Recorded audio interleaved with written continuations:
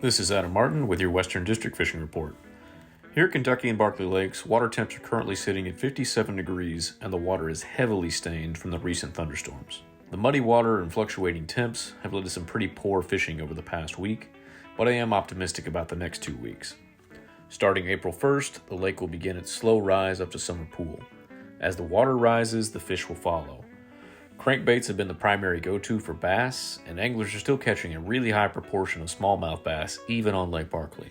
The bass spawn still has not started, but it really won't be long once we get past these cold nights. The crappie fishing has also slowed down over this past week. That's likely in large part due to the heavily stained water coming out of the major creeks.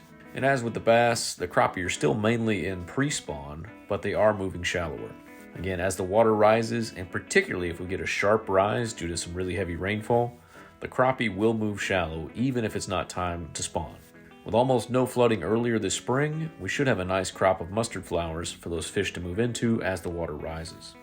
Tailwater elevations and water flows are still a bit too high for most anglers to fish easily, but are projected to drop next week as they begin to hold more water in the lakes for the spring elevation rise.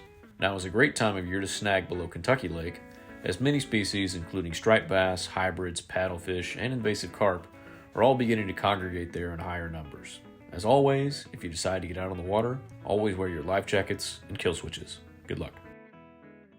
This is Jeff Crosby with the Central District Fishing Report. Lake temperatures across the district are running in the upper 40s to lower 50s. Many of the district lakes are heavily stained due to recent heavy rains in the area. Additionally, many of the area streams are running high from these recent rains.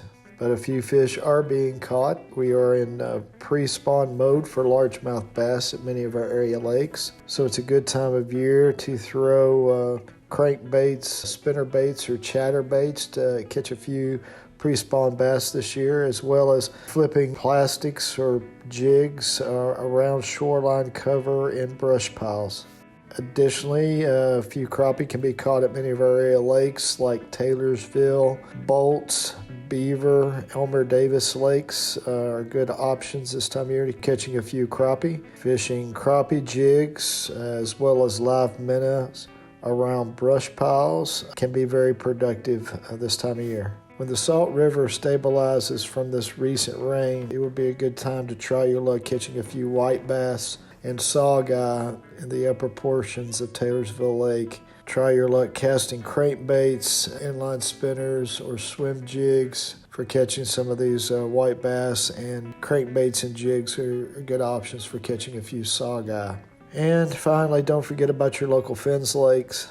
They've recently been stocked with channel catfish, and there still should be a few trout to be caught from past stockings. But check out the department's website at fw.ky.gov for a complete list of Fins lakes in your area.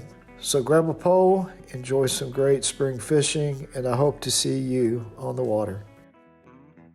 This is Caleb Bentley with the Kentucky Stocking Report. This week across the state, we stocked rainbow trout and brown trout. Brown trout were stocked in Paintsville Lake and in Looney Creek. Rainbow trout were stocked in Clear Creek, Cranks Creek Lake, Martins Fork Lake tailwaters, Greasy Creek, Looney Creek, and Kingdom Come State Park Lake. Good luck fishing and stay safe.